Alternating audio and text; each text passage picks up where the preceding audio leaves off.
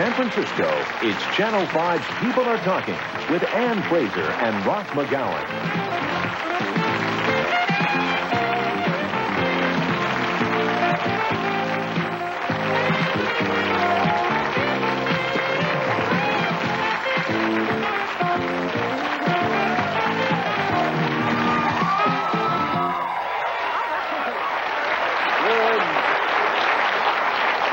Good morning. Welcome to People Are Talking. Well, our guest this morning was probably the most famous child in the whole world. In the 30s and 40s, she was America's sweetheart and #1 movie star, and all at the ripe old age of 7. When they're inside me where it's dark, I walk around like Noah's Ark. I stuff my tummy like a goop with animal crackers in my soup. But behind all the Hollywood glitter for Shirley Temple, there were studios that often exploited her. There were directors and actors who made sexual advances toward her. There were the threats of kidnappings and assassination attempts. And her transition into adulthood could have been a disaster, but she made it with grace and style. Join us this morning while we have a wonderful hour of recollections with the one and only Shirley Temple Black.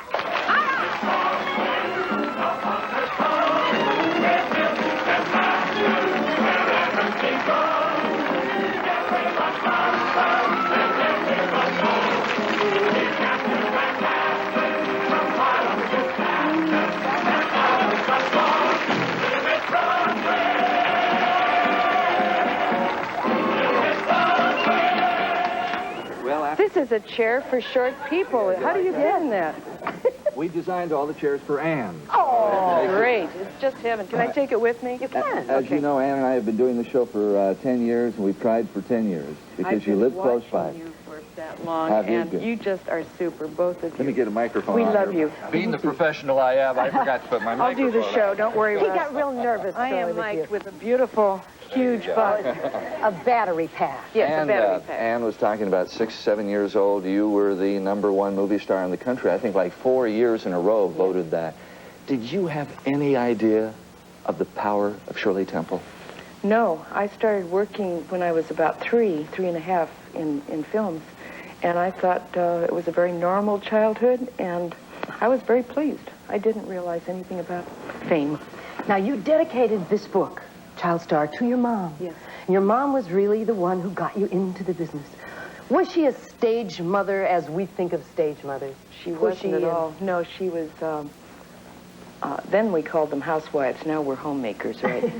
And she had 2 boys, 12 and 10 years old when I was born. And she put me in a dancing school, Mrs. MacGowan's, when I was 2 and a half, because I had so much energy that she thought, she's going to tear the house down. So I started dancing school at 2 and a half. And by the time I was 3 and a half and we got discovered, my mother it was overwhelming to her because she was a great cook, seamstress. She could stucco a wall. She could fix electrical and plumbing problems. My sweet dad said, if you can't fix it with glue or a gym clip, they called them, a paper clip, it's not worth fixing. So here she was with all this sudden excitement going on, and she was shy. I was not. I am now, terribly shy now. But she was very shy, and she had this kind of haughty, dignified, she was 5'8", and kind of an aloofness about her that scared people a little bit. But inside she was scared, because she didn't know what she was doing. She was a little intimidating at times to folks. Yeah, which I thought was neat.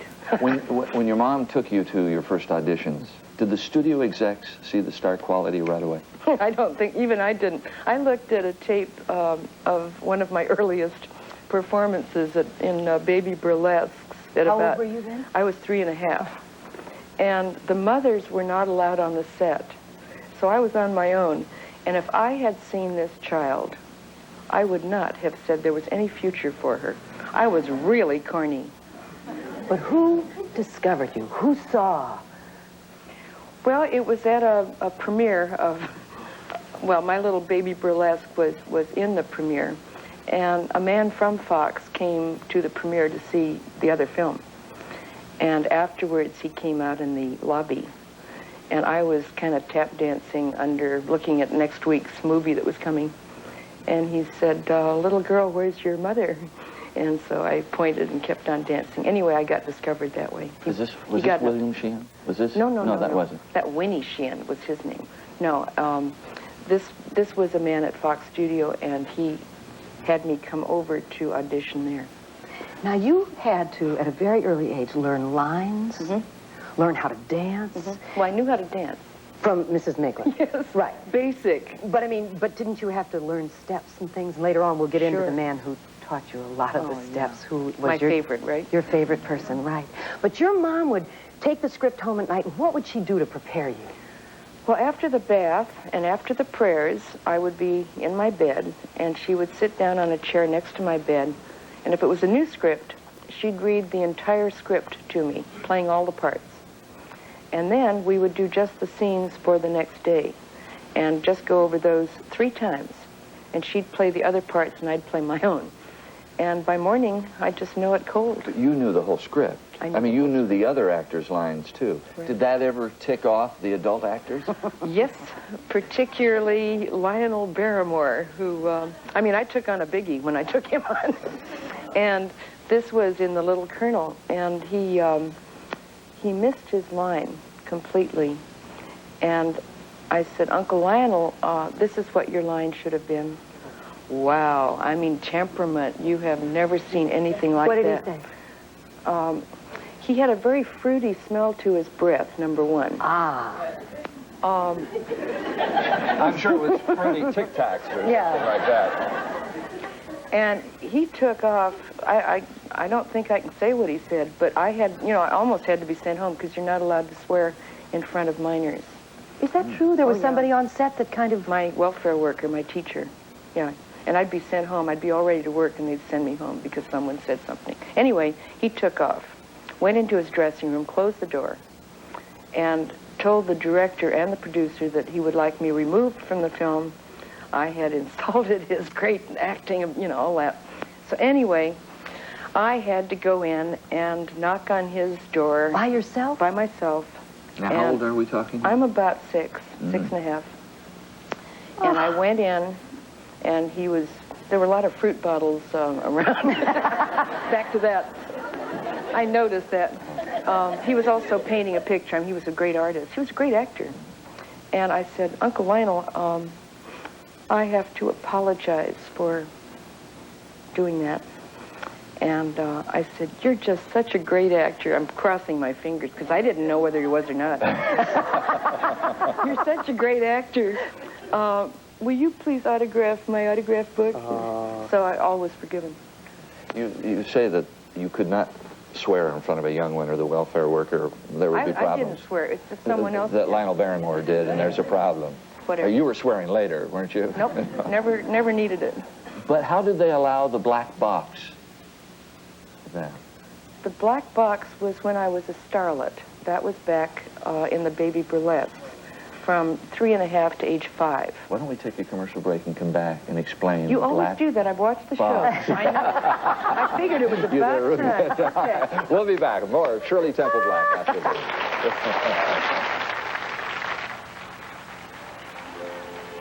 Are you really and truly my parents now?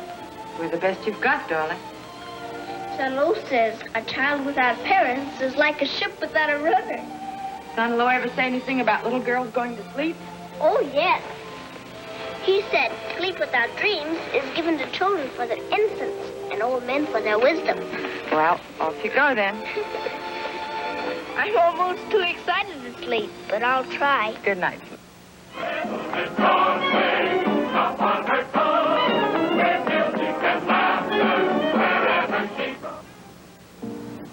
My dear radio audience, now I will do some of the songs that have the pleasure of introducing to you. It was not so very long ago when you heard this little ditty on your radio. On the good ship, Lollipop is a sweet trip to a candy shop where Bun Bun play on the sunny beach of Peppermint Bay. You know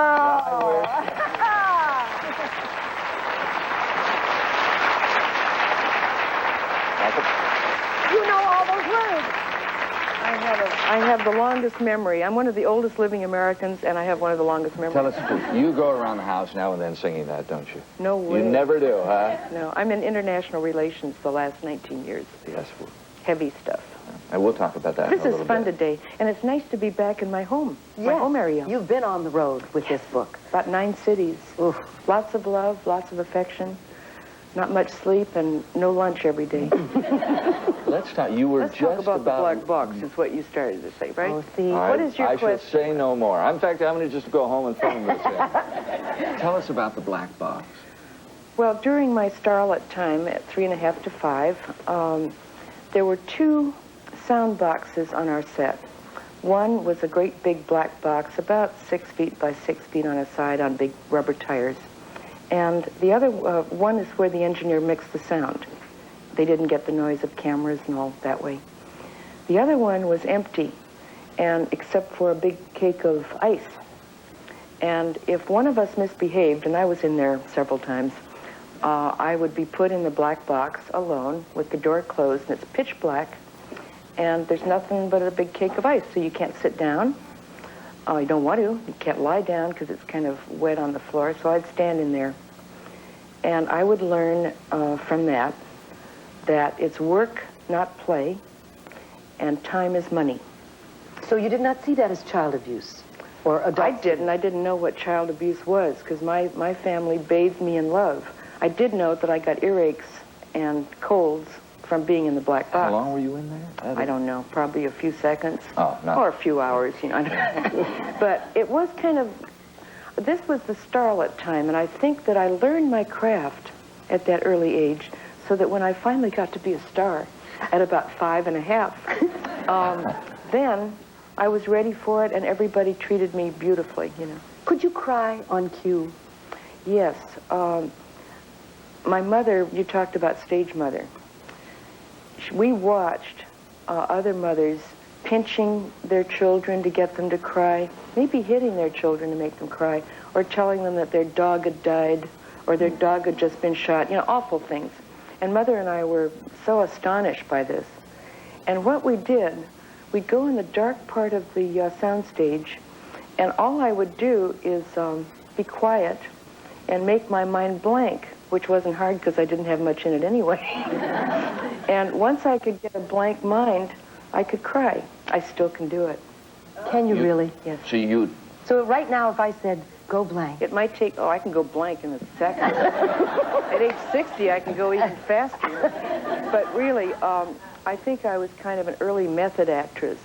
I think that's probably what method actors do. Never had any formal acting, I don't know. As you look back, what were the working conditions? I mean, you had the black box. How many hours would you have to work? They took advantage. They kept the mothers out in another room. That's the only time my mother was away from me. When I told her about the black box, by the way, in the car going home one day, she said, "Oh, you have such a vivid imagination." She just couldn't believe anyone would do anything like that. The working conditions for the kids were, I guess, adequate, but I had some wild times, like when the ostrich, do we have time? Yeah. The ostrich story? Sure. Okay. Well, again, in the Baby Burlesque, I was riding with my co-star, Georgie Smith, who was a darling little boy. Wonder where you are, Georgie. I'd like to see you again. But Georgie Smith and I were in a little cart behind a live ostrich, and they put a bag over the ostrich's head until it was time for the camera to say speed. So they pull off the bag, and the ostrich looks around, looked at us first, and he had an eye on one side like a glass baseball, black, this great big eye. And he looked and saw us and saw the lights and the cameras and went crazy. He took off, knocked over lights, knocked the camera crew all over the place, and finally slammed into a wall and knocked himself out. But also he tipped the cart over and we fell out. And I thought about it then, and I thought, but how many kids get to ride behind an ostrich? That's true. But there's another story in the book about the crane. Oh, the crane. The crane that was... He liked my eyes himself. That they That was on Captain January, and the crane was we were both supposed to be doing a jig, and the crane looked at my eyes, and we were the same height, and he wanted to eat them. They go for the eyes, They go for the eyes. Yeah. So after the studio saw what he wanted to do, can I tell this inhumane story? They nailed the crane's feet to the floor. Oh. Yeah. But they said that... Just one nail through. The little web. Didn't hurt him, the web part. And he still wanted my eyes more than ever. Yeah. What did you do, Shirley, when you lost your teeth? Well, I was the star. I mean, the crane... Yeah. Was an extra, wasn't it? I mean, I'd had a hard time early, you know. This was his first movie. That's right. Let him suffer a Let little bit. him fly away, you know. What did you do at that young age when you lost your baby teeth? There was a dentist, kind of a secret dentist. We'd go up to Hollywood someplace and go up a stairway and go 3 knocks on the door. And he made little plates and little false teeth and little facings, because when the tooth starts growing back in, then you have to put a facing over it, you know, with glue, with cement stuff. And that was a lot of fun, so, yeah. So you were wearing false teeth Of course. At the age young age? Well, forever, it seemed. I mean, all my childhood, I mean, they were dropping out like flies. That's a bad simile. They were dropping out all over the place. We're going to have to take a commercial break. I know this surprises you. What? The commercial break that we're going yes, to take right And we'll be back right after this. I'm surprised by that. I am not her child. She's a bad lady. She tried to sell me to the gypsies. Please let the grandson take me home. He didn't mean to do anything bad. I'll work hard and pay back for everything he broke.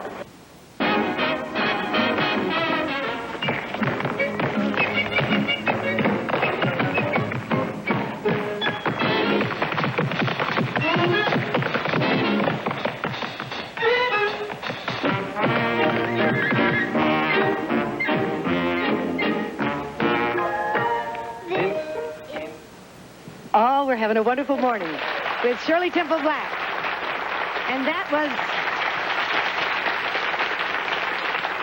man, Bill Bojangles Robinson, was a very important person in your life, wasn't he?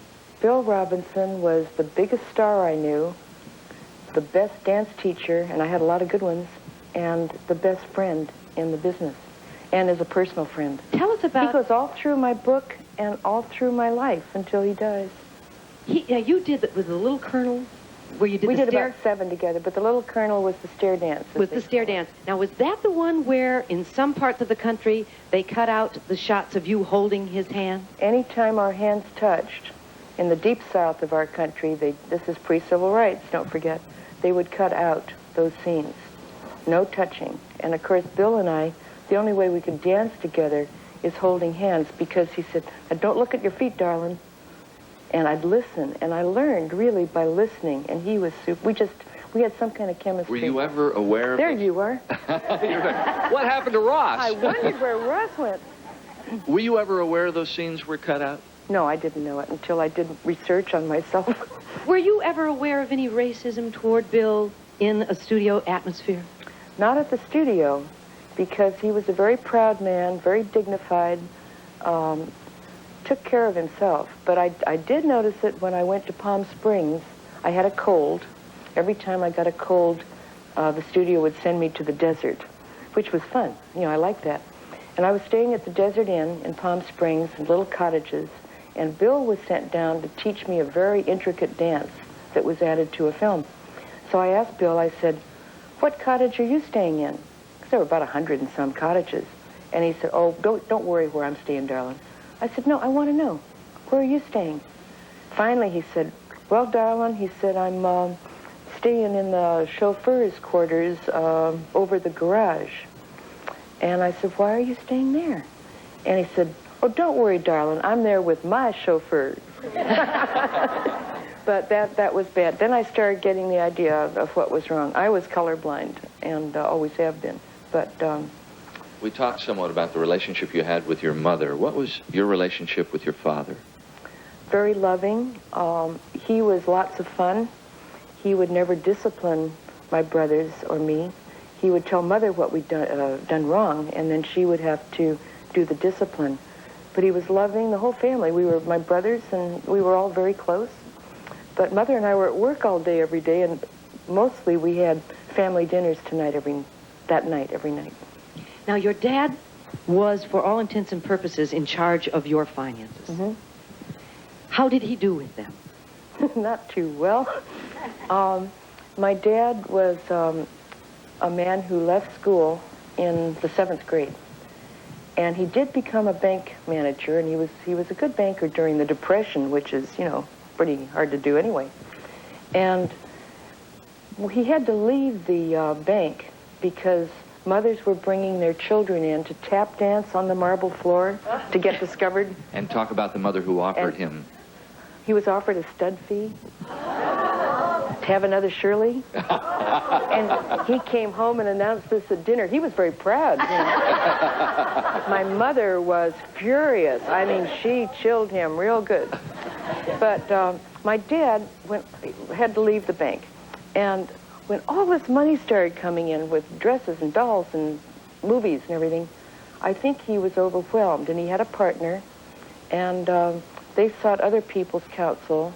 And out of the $3.4 million, $3.2 million that I earned in 19 years of work, I had $44,000 left in my trust fund in 1950 when I married Charlie.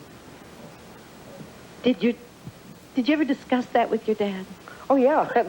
This was a 2.5-hour meeting in our home with my mother, who didn't know anything about it, and my dad and his partner, and reams of paper.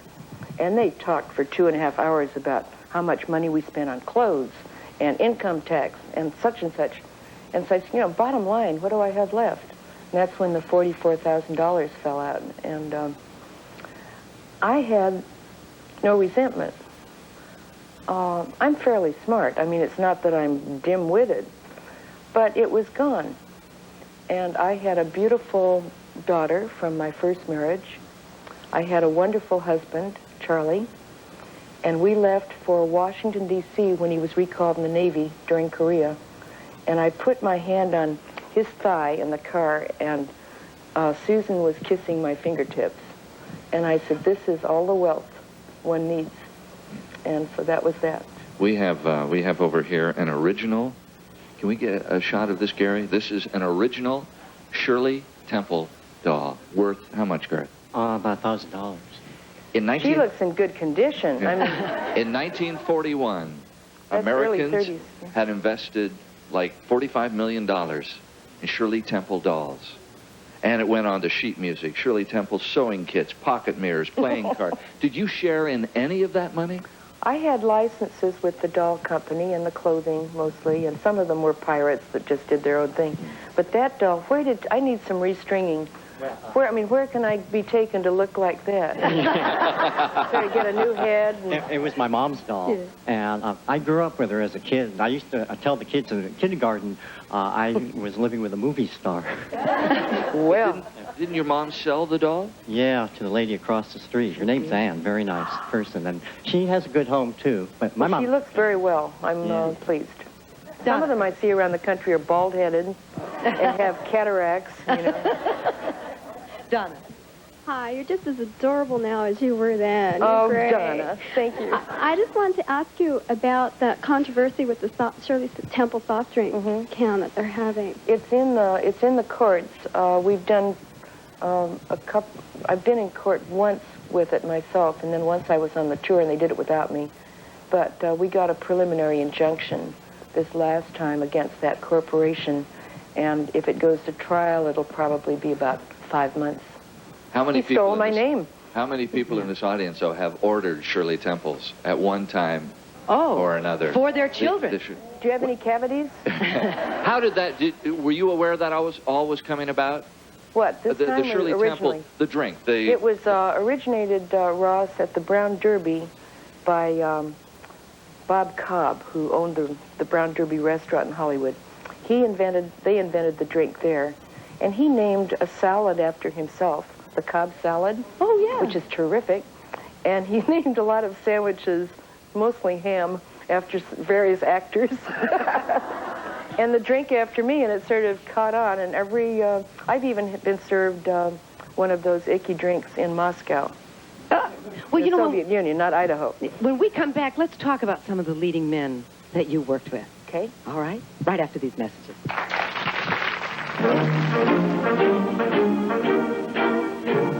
The grocer is so big and fat, he has a big mustache. He looks just like a walrus just before he takes a splash. Bangles Robinson being one of your favorite men in movies. Who else? I like Gene Herschelt in Heidi. Wonderful actor, but he always smelled of glue because they had to glue his big white beard on. And I kind of liked it. I thought that was a nice... I'm glad I didn't sniff glue. What about and Frank? Gary Cooper, I love. Gary Cooper. He called me Wiggle Britches. Why, I don't know, but... What about Frank Morgan?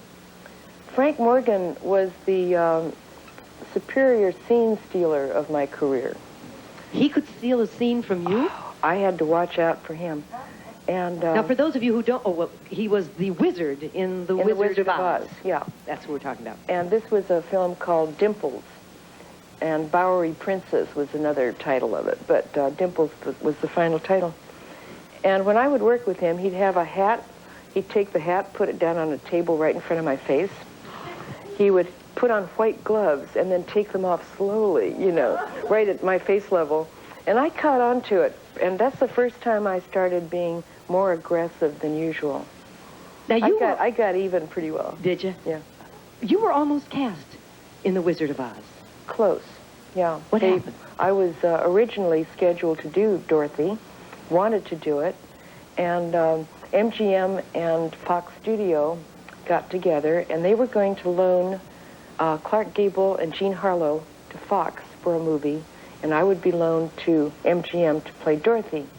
And at the last minute, Jean Harlow died, and it threw everything, you know, into a kibosh. And what does kibosh mean? Tizzy. Mess. Thank you, because it's a word I haven't used since the 30s. Shows that this book is getting to me. But anyway, in retrospect, I don't think they could have found a better Dorothy than Judy Garland. I think she was, you know, super in it. Did you know her? And Mickey Rooney and the I others? met Judy my first day on the MGM lot, and I think saw her once at a party once again, but did not know her. Knew Mickey very slightly. There was some talk, or there has been, that the studios would drug the young stars to keep control of them back then. Oh, that sounds bad, yeah. Yeah. I guess, well, by your reaction, you're not aware of anything like that went on. Certainly not with me, no. I did get a Coca-Cola every afternoon. But, you know, that's about all. Your sugar and caffeine fix for the day. Your mother and you had a similar experience. Oh, dear. With directors. Well, or producers. Yeah, I think you might refer to Louis B. Mayer and Arthur Freed at MGM. I do. Well, Louis B. Mayer was the head of the studio, and Mother was ushered into his office. This is our first day on the lot. And I was ushered into Arthur Freed's office, and he wanted to talk to me about doing a film that he was going to be producing. How old were you at I the was time? 12. And he was seated behind the desk, and I was trying to be, you know, I was so excited because he had produced The Wizard of Oz that I hadn't been in. And so suddenly he had kind of a flourish of his clothing, and I had thought he was a producer, but it turned out he was an exhibitor. And I had never seen anyone naked in my whole life except myself, so I had no clue. And I thought he looked so funny, if you'll pardon me, that I burst out laughing, heavy, with tears, you know, just ha, ha, ha. And he was infuriated, and he said, out, out, out, out. So that was the end of my opportunity to work with him, thank goodness. But while this was happening to you... I met my mother in the lobby of the administration building, and she was very quiet, and I was very quiet, and we got out to the car. And on the way home, I said, Mom, you got to tell me something. You know, I don't know what I saw. And I told her what had happened, and she was kind of quiet, and she took my hand, and she said, well, wait till you hear what happened to me.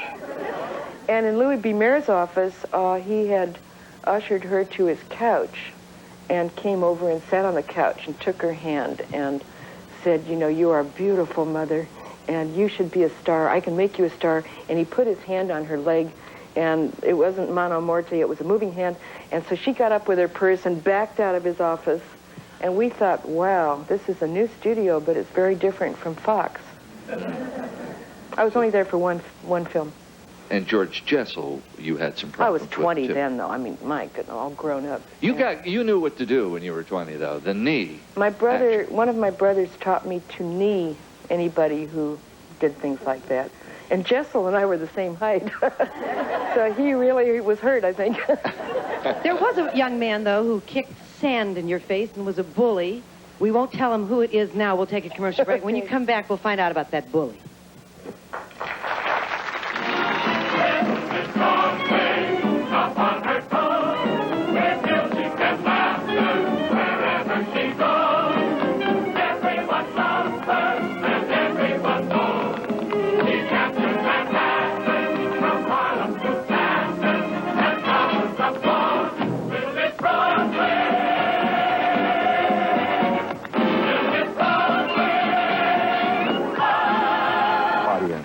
Free tickets, call 478-KPIX.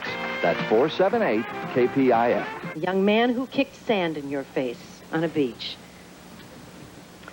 He's in the book, yes. In Child Star, the man's name was John Ehrlichman. We were little kids, and he was sort of a bully back then. And you met him years later? Many times. Yes, when he was working at the White House, and he was very good to me, helped me get my job actually as a delegate to the Human Environment Conference in Sweden. Did you ever bring it up to him that he had been Yes, a at the past bully? conference in Sweden, yes, I did. And what was his reaction? Wasn't pleased with my memory. And we've all heard of Linda Evans, Bo Derek, Ursula Andress. You were one of John Derek's first girlfriends. Yes, his name was Derek Harris, and it was changed to John Derek. And he taught me how to drive, stick shift. And he was very romantic until he gave me a present for a birthday. And I think I cut it out of the book. I may not say it. Anyway. It was quite a present? It was unusual. It was. In what way? I can't talk about it. I had to cut it out. Oh, after the show, we'll talk about it. In the commercial break, perhaps. Anyway, he liked me a lot. I know what I can tell you. He painted a picture of me, dead. He painted a picture where I was all blue with snake hair kind of under the water. That's when my mother said I couldn't go out with him anymore. You got married at 17. Yep. Was it to kind of get away? Very dumb reason. I wanted to be the first girl in my graduating senior class in high school to be engaged and to get married. I mean, that's not a great reason. Someone else did that too, right? But thinking about it. And the man was John Agar, who was also an actor. Did your He wasn't when I met him. He was a sergeant in the Air Force. But went into acting out. I remember him in She Wore a Yellow Ribbon. Mm-hmm. Yes. Mm-hmm. But did your tremendous popularity and success ever cause tension between the two of you once he got into the business? It was very hard on him. And he also drank too much. And he also liked long-legged women. And, you know, why did he marry me? 5'2½". And 10 days after we were married still on our honeymoon, he was dancing with a starlet at a party that we went to, a beautiful, long-legged blonde, and they were locked in a kiss on the dance floor. And everybody was watching me to see my reaction. And I didn't know what to do. I stayed cool. You know, I just stayed calm. And on the way home in the car, I said, you know those long-legged people with 19-inch waists, they have 19-inch heads and very small brains, too. That didn't work. Anyway, 4 years we were married, and I tried to solve this, because I'm a problem solver, and couldn't. and so did get a divorce. Let me ask you a question. Did the studio ever try to discourage your marriage? Because I know with some of the other stars, like Katherine Grayson and things like that, they said, No. We don't want you married because... No, David Selznick. I was under contract to David Selznick at that time, and he was all for it. In fact, he's the one that gave John Agar the chance to be a movie star. And Selznick also tried to sign up my baby before she was born. It was for he, she, or them. I looked like I was going to have them, you know. And he wanted to put the baby under contract, which, of course, I didn't do. You wanted to, Betty, here, stand up here. You wanted to make a comment. Feels like a tennis match when I go to... Yeah. 53 years ago, there was a 4-year-old laying in the hospital dying.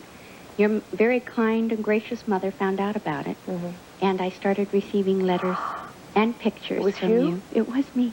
I survived. I Isn't still that have wonderful? Let's You show the still have picture that was picture? sent. That wonderful. Oh, I'm so glad. And this picture says, to Betty Ann, love, Shirley Temple. My gosh. We've loved you for a long time. Thank you. I'm glad you're here, Betty. I'm glad I'm here, too. Thank you. More with Shirley Temple Black after this. Yes. I could feel this thrill with joy whenever the marches play. Every march is up to see a soldier parade.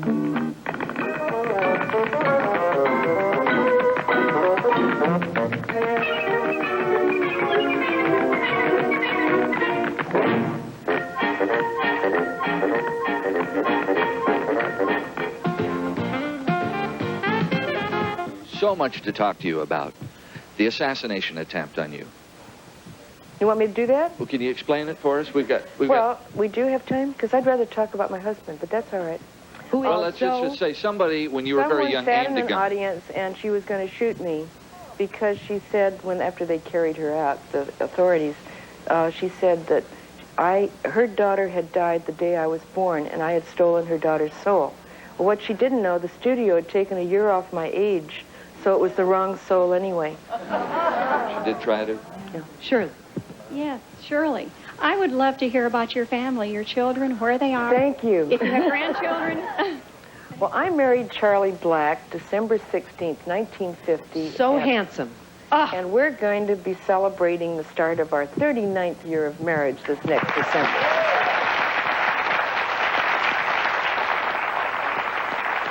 He's a super guy, part Cherokee Indian, about 1/4, and a marine biologist, aquaculture, all that sort Is it true that he was dropped from the social register because he married an actress? Of course. Is that? We don't care. Now that we have a new president-elect in George Bush, is there a possibility you'll be going back into becoming an ambassador or being appointed to some position? I've always loved working for my country and serving my country. I'll be delighted to serve again. I've known George Bush since 1970, met at the UN, and met him through all his incarnations. And he doesn't know it yet, but I'd like to be the director of the United States Information Agency, which I think someone else is up for who's more important.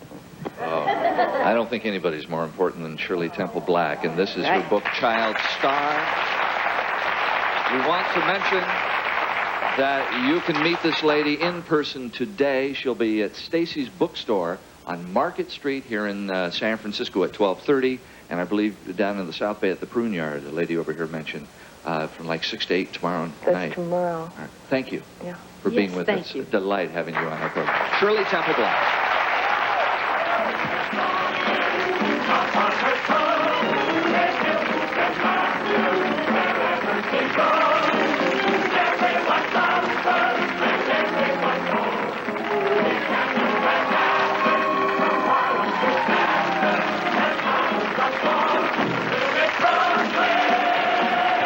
Clothes provided and coordinated by the personal shopping office of Neiman Marcus, Union Square. Glasses Clothes by J. Briggs of San Francisco. Guests of People Are Talking stay at the luxurious Ramada Renaissance Hotel, 2 blocks from Union Square. The People Are Talking audience has enjoyed pastries by Just Desserts.